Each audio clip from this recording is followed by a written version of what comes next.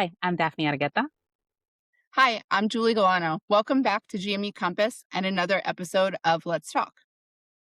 So last week we talked about why so many coordinators and GME professionals feel isolated in their roles. What we discussed was how this work can feel emotionally heavy because it's behind the scenes. It's difficult to explain to people outside of GME what our roles are. And our roles don't always fit neatly into this traditional structure of graduate medical education. We're not faculty, we're not the program directors, but we're also not residents. But at the same time, too, our work goes really far beyond being just viewed as simply administrative support. And while we talk about some of the reasons that isolation happens, we also touched on one of the biggest ways to be able to navigate it, which is building a village. I want to make the distinction between a GME team and a GME village, building your GME team. And the village is not necessarily the same thing. Your team is your program director, your faculty, residents, coordinators, everyone that is working together operationally for the good of the program. But your village, that is different. Your village is your support system. It's the people that you can lean on, lean from, ask questions, vent and grow, and they help you grow throughout your career in GME. Because as we know, the reality is that very few people are formally taught how to do this work. A lot of us learn through experience. Julie, you call it all the time, swallowing, what is it? Swallowing from a fire hose.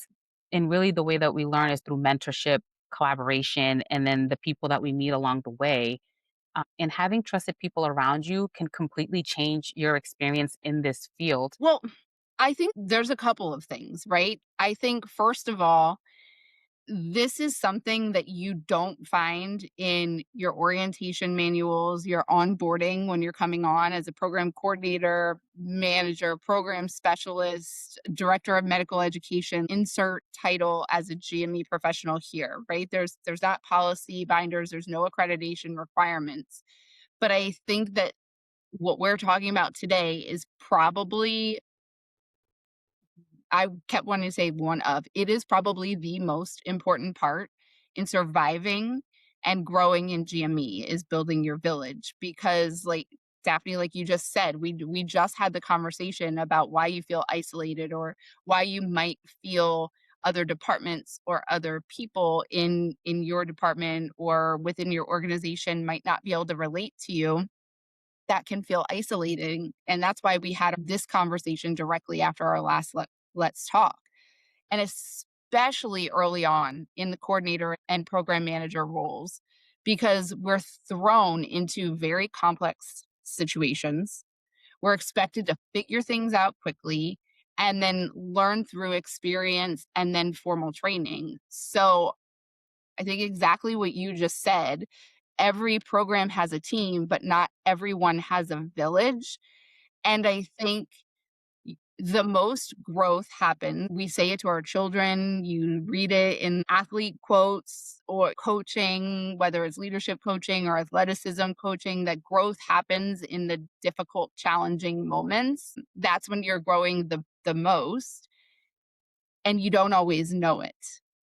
But you have to have a safe place and you have to know your own coping mechanisms and how you deal with stress and how you deal with challenging. Like for me, I'm someone that I always say, I use the phrase, I have to bark it out, right? If there's something that I'm feeling frustrated with, if there's something that's triggering me, or if I'm feeling like I'm kind of at a loss, I need a safe space that I can call and just like, okay, now I can pull myself together and put that into professional leadership thoughts and words.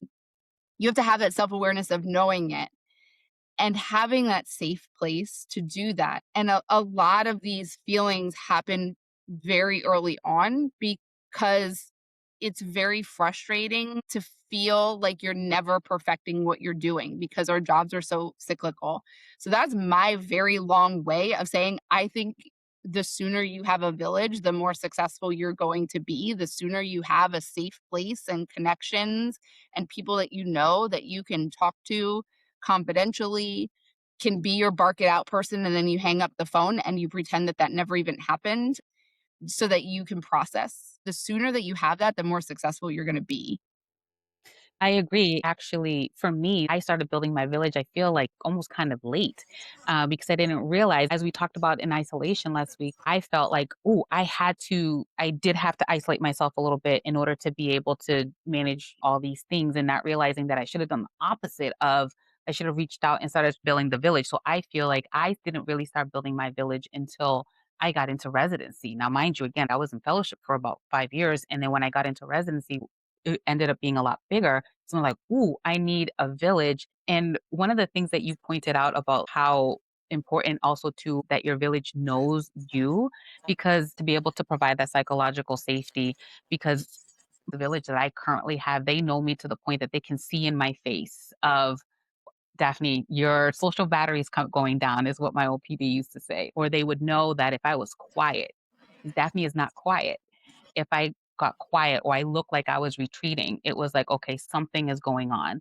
And at one of our camp conferences, when I did the lecture on wellness, one of the things was is that you want to build that support. And part of building that support is letting them know, like you said, Julie, what are your triggers? And I think that that's really important for your village to know, what are your triggers? My triggers are, I get quiet, I retreat, I isolate, I sometimes I get a little crabby, but they were able to know and understand these things that once they started seeing these, because you're not going to see these triggers yourself. When you're in it and you're struggling and you're just trying to wrap your head about like, what do I need to do next? And you're starting to break down, you're not going to necessarily see it or feel it, but your village is. Someone once said, I had heard, I don't remember if it was at a conference or if it was a presentation or if it was a colleague, but that your team helps you and your programs to function operationally, but your village helps you function professionally and emotionally.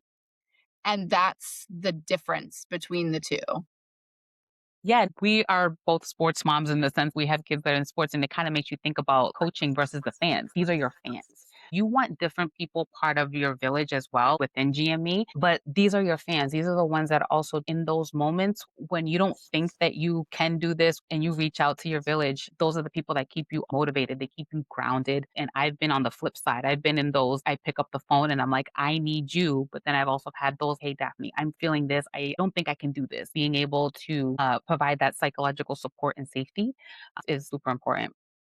And I think also when you said, I think that I created my village kind of backwards in the sense that I waited too long, but then that made me pause and think about, and I know I speak often to it because it's so true, is how different our roles were and the atmosphere of GME 5, 10, 15, and 20 years ago. When I started 20 years ago, my role was very much more checklist and checkbox and facilitating tasks and getting through interview season. Applications were more on paper. Our jobs were much more task oriented, where now it's this multi system complex role throughout institutions and programs. So, not by any means am I saying that I didn't need a village 20 years ago, because I think no matter what your role is, no matter what your identity is, no matter what career you're in, you need a village regardless. I mean, I say it in my mom life, right? All of the things, you certain it takes a village. But I think maybe I had a village and I just didn't look at it that way because things and our roles were so drastically different. It's not the same job that it was then versus now, where now you're almost like hyper aware that you're like, I need a village. Like, That right? was actually just the thought that I was having because as you were mentioning that, because I think that that's actually a good reflection because you're right. I Yeah. talked about it was too late, but it didn't feel like I needed a village at that time. Even though I didn't know, I was still learning at the evolution of graduate medical education and from the trainee level, but then also now to the program administration level has changed so much, even just like what the expectation of the program coordinator is and see that evolution over time. When right, your village is exactly what you're saying. It's your mentors, it could be your colleagues, it could be your professional organization colleagues, your collaborators. It's different little pearls of trusted connections and they're there to help you to reflect, to process, to problem solve, grow. I talked about that, venting and regrouping so that you can have more of a thoughtful conversation. Who are your people to help to Mhm. remind you that you're not navigating this journey alone and in a silo? I think I had that early on. It just looked so different. I think also, we both talk about how we met each other and how important our professional networking was for our growth and for our successes. I say all the time, still to this day, it stayed where I was, one because I love GME and I loved what I was doing, but the other part was the community and the relationships and the mentorship and the friendships that I had in our professional networks. And all of that is also part of leadership and growth. And it makes me think about and wonder or comment to how important that village was that we had created in that organization and how important that was to the sustainability of our work and kind of the leadership pipeline of things. Because as we talk about burnout and attrition and how deep attrition is for GME professionals, having your village, I think, really supports the sustainability of our roles, of feeling like we have a village, we're not alone, we have partnerships, we have connections, and we have safe spaces to really be raw and honest. Yes, and also too something that you have talked about throughout this session as well is that your GME village is also the one that supports you too, but then also to your professional growth. I attest to everything that I've been able to accomplish to my village of being able to be that support, the one to push me where I didn't want to go. All of that is because of psychological safety and having your village getting to know you enough to be able to yes, support you emotionally, but then also being able to all those aspects that you talked about, and then also use that to be able to push you forward and grow professionally because a lot of those challenges and those hard times that those villages help you get through, that's also when you're growing. It doesn't feel like that at the time. It feels icky, it feels weird, it feels like an uncomfortable space.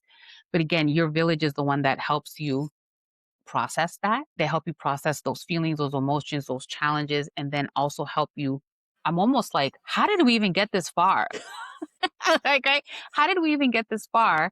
I'm saying because again, like you said, you had a village. You didn't realize that you had a village. I was like, I think I did my village kind of late, and it's just like, wow, like, and still with that, we were able to, get to this point. So it makes me wonder, being able to have that village from Jump Street, how much of an impact that's gonna make also too, as you as a coordinator. And I think by having a village, it's different than having a team.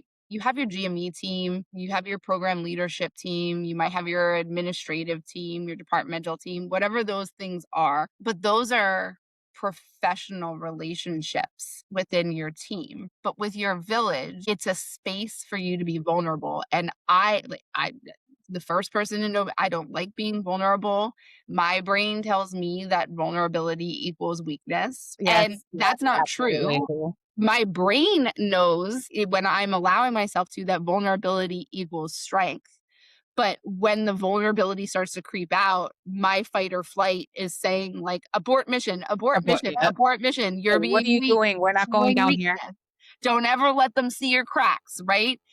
But your village is who you can safely you know that you're not going to be judged. There's not going to have any judgment or anything, and they're going to kind of hold your hand and guide you through because you have to be able to show your vulnerabilities and they with you, right? It has to be a two-way street because the reality is with your team and members of your team might be part of your village. There can be Yes. kind of cross contamination, so to speak, right?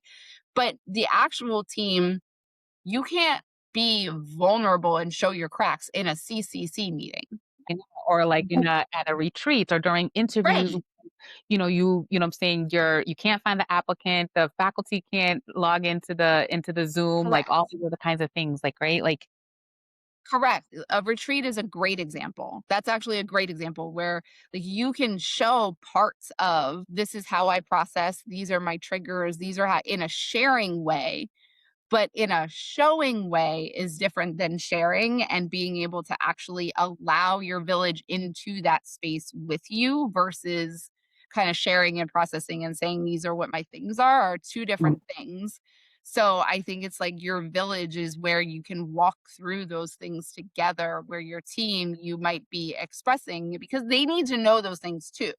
Yeah, It's not that like that's it's a at a different secret to be level. kept not with them, but, they need to know it too, but your village is who experiences it with you.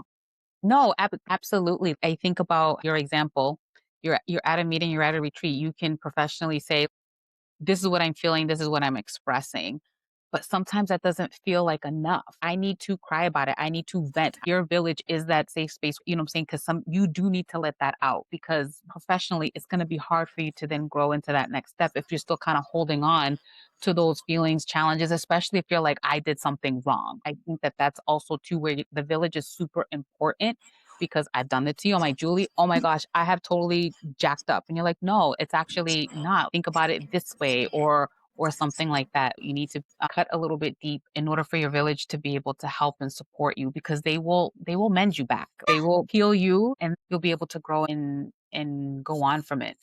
Well, they're going right, because they're there to help you to grow, and they're going to tap into and inspire your resilience personally, and they're also there to remind you that what you're experiencing, someone else has been there too, or someone else has felt that too, or validate or just say, "You know what? Not experience that, but that's okay." And that's okay that you're feeling what you're feeling and let you feel and experience those emotions. And then they're there to hold your hand and dig into that resilience and that grit so that you can pull yourself back up.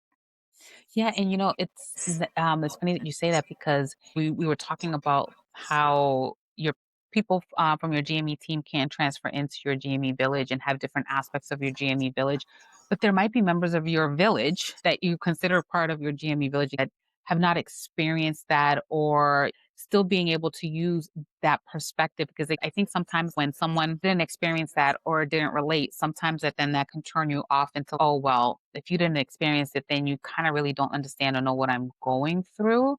And yes, but to your point, because I didn't go through it, I can empathize, but then I can give you also too a perspective from the I didn't experience that, but if I did, whether to be able to validate or redirect as well. So having those perspectives could be a misconception as well. And I think we found this when we were doing the mentorship program is that if you don't have a one-to-one related experience, then that person doesn't bring value or shouldn't be part of your team, your mentor, or anything like that. I remember one time we paired a residency manager with the fellowship, and it's just like, oh no, we can't do that. And it's just like, no, at baseline, I'm saying there is definitely a common ground. You are gonna have members of your village that are, like you said, are not gonna fully experience what you have, but then being able to still internalize their perspective and their feedback and being open and honest with them about, yeah, that makes sense, but you know what? You didn't go through it, but having that open communication so then that way they are able to help you. I think,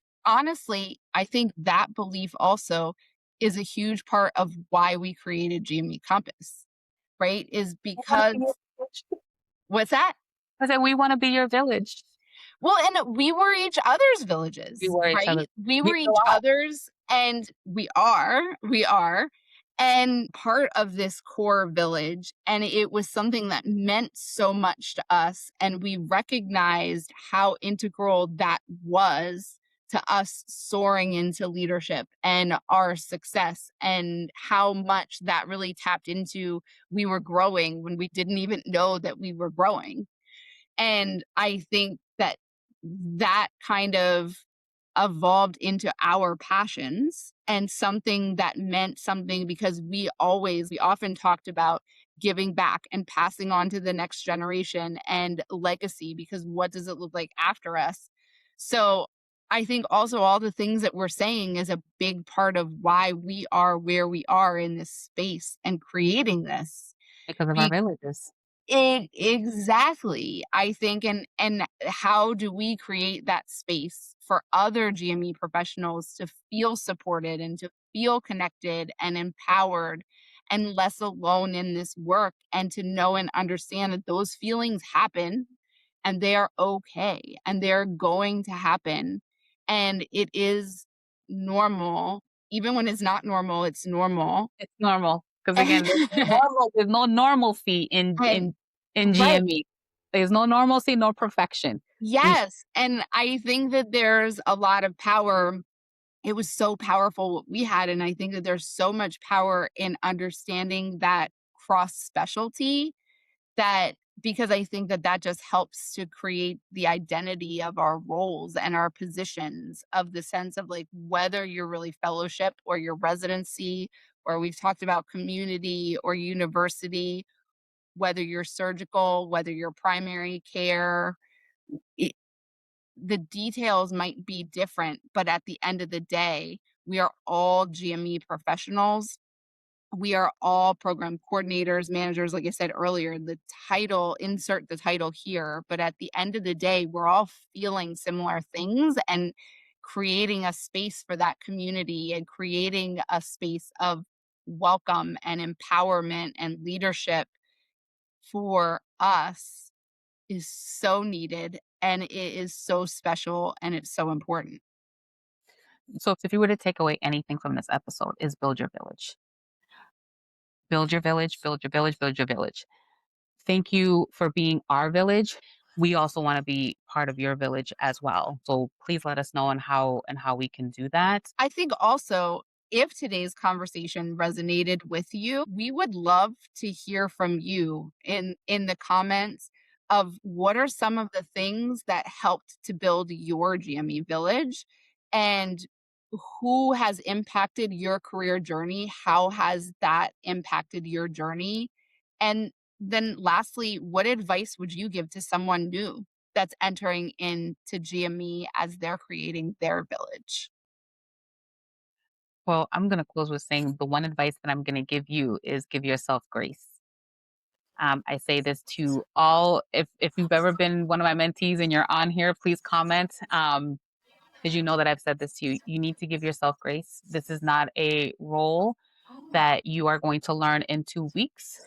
This role takes at minimum 3 years for you to even feel comfortable. You know what I'm saying? Comfortable. So give yourself grace is the advice that I would give. And I think I would follow that up with my piece of advice is exactly the thing that I find that I need to work on the most, and that is vulnerability equals strength, not weakness. So give yourself grace and allow yourself to be vulnerable, because that's how you're going to really grow and build your village. Thank you for tuning into this episode of Let's Talk, and we'll catch you on the next one. See Bye. you all soon.